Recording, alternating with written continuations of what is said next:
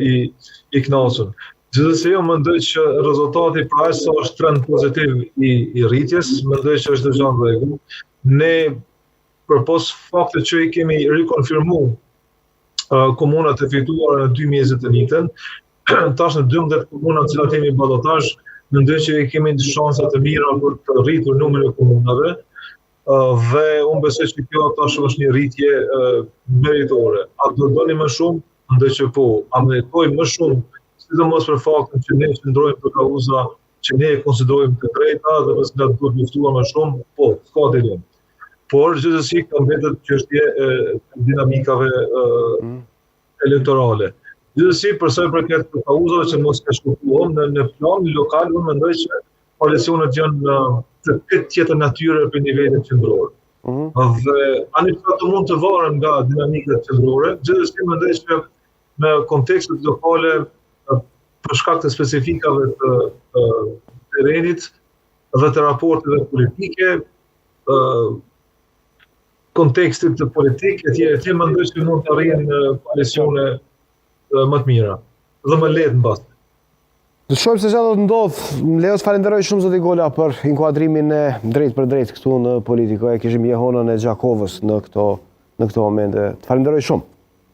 Ju falenderoj shumë edhe juve, e shëndet e çdo të mirë. Falenderoj shumë.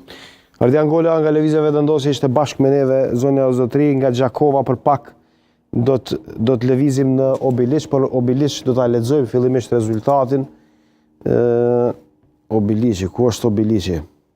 Ja, ku është Obiliçi? Obiliçi është afër Prishtinës, përndryshe në Obiliç, në gjysma objektit ku është i pozicionuar televizioni është në Obiliç, gjysma është në Prishtinë, kështu që e kemi këtu. Në Obiliç Xhafer Gashi është i pari me 46.4% ose 5.809 vota, sipas KQZ-s. Halil Thaçi i dyti 44.04, 5.505 vota. I treti është Goran Dančetović nga lista sërbe me 605 vota ose 4.8%, më pastaj pason Ali Krasniqi AK me 2.3% ose 293 vota, Nusret Kelmendi 1.7% 224, edhe Shefkis Aliu 65 vota. Ndërkohë që për kuvendin komunal në Obiliç ka dalë Lidhja Demokratike e Kosovës 43.1%, Lëvizja Vetëndosje 42.2%. Lista sërbe ka dalë 9.5%, AK 2.5%, Partia Demokratike e Kosovës 2.05%, edhe Nisma 0.5%. Kështu duket dallimi edhe ndryshimi. Ndërkohë që me kryetarin Xhafer Gashi jam në lidhje të drejtë për drejtë dhe po shoh që e kam në transmetim, po shpresoj që edhe me zë është mirë. Zoti Gashi, mirë mbrëma dhe të faleminderit shumë që je direkt me neve në Politiko. Mirë mbrëma dhe faleminderit për ftesën.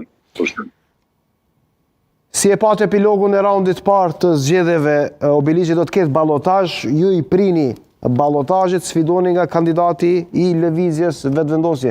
Cili është komenti juaj, zoti Gashi?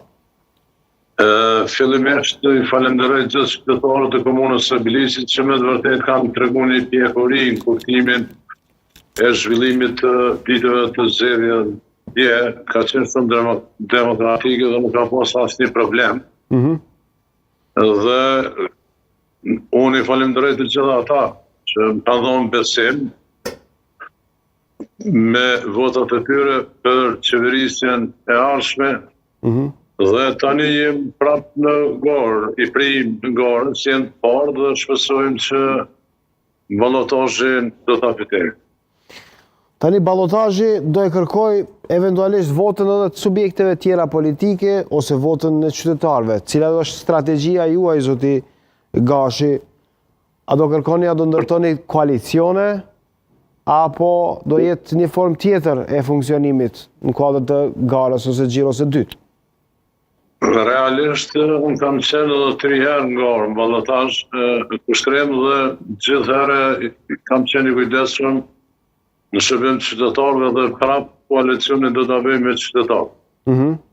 Koalicioni me qytetarët i bie ta kërkoni votën e të gjithëve, pavarësisht nga cilat subjekte politike, a janë AK, a janë PDK, a janë NISM, a janë tjerët?